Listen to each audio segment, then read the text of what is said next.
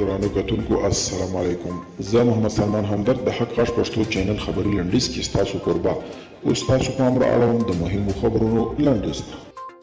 په اسلام قلعه کې د اورلګیدنې پیښه کې شاوخوا 1000 موټر سوځېدلي دي. د هرات سوداګري او پانګونې خونه وایي د دوی وروستیو څېړنو ښودلي دي چې د مخکني اټکل خلاف د هرات په اسلام قلعه بندر کې د تیرو په ټاکنو کې په لګېدلي اوبو کې شاوخوا 1000 موټر سوځېدلي دي. د مصالحې عالي شورا مشر عبدالله په کابل کې د امریکا سفارت له شازدافیر راس ویلسن او د پرېکنده ملاتړ ماموریت له عمومي قومندان سکاټ میلر سره کتلي. د مصالحې عالي شورا وایي په دغه کتنه کې د دواړو لورو د سولې پر هڅو او پر سیاسي او امنیتي وضعیت خبرې وکړي.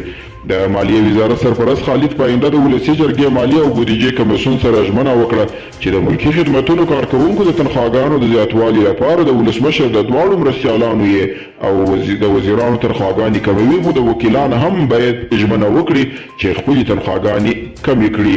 د ملي مصالحې عالي شورا رئیس عبدالله په افغانستان کې د ګواښ او زور ژبه پایله نه ورکوي.